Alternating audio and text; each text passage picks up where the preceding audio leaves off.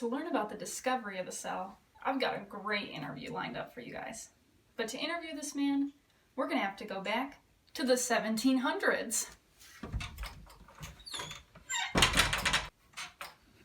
We made it. Now let's get to our interview to learn about the discovery of the cell. Thanks so much for interviewing me, Mrs. Parker. Certainly, Mr. Hook. We were so glad to get to hear from you. So we were wondering, what made you come up with the word cell? Well, I was looking at a piece of cork under the microscope, and I noticed that all those little boxes reminded me of the rooms that monks live in, which we called cells, and so I named these cells. Wow, that is fascinating.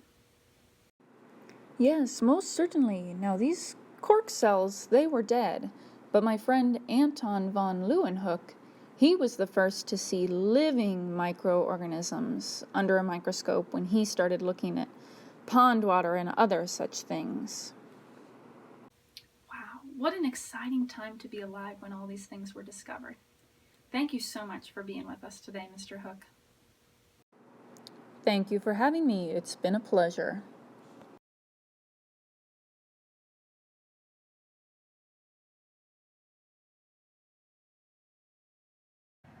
An example of prokaryotic cells is bacteria. So if we look, there we go. Here is an example of some bacteria. You can see there's different shapes in there, but those are all prokaryotic cells.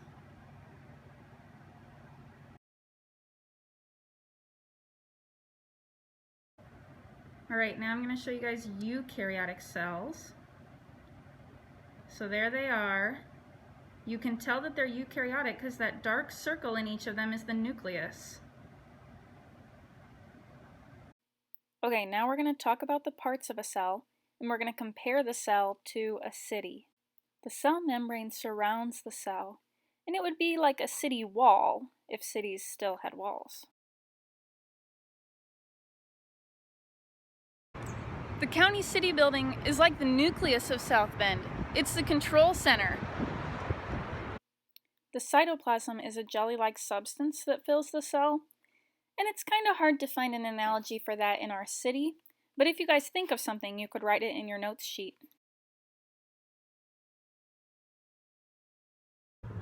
The vacuoles of South Bend would be like these storage centers, because vacuoles store different substances for the cell.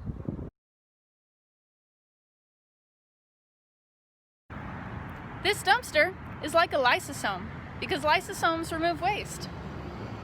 The cytoskeleton helps the cell keep its shape and move, and this is another one that it's hard to think of an analogy for our city, but try and come up with one in your notes sheet.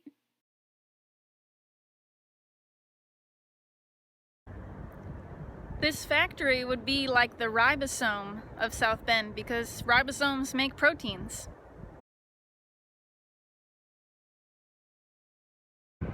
These sidewalks, roads, and train tracks are like the endoplasmic reticulum of the cell. They transport things.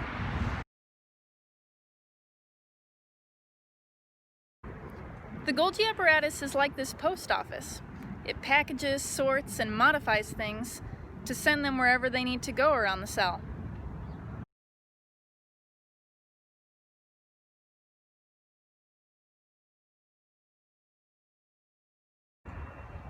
I'm out here at the St. Joseph Energy Company, and if you think about it, that power plant back there is like the mitochondria of South Bend, because it's producing energy for our city.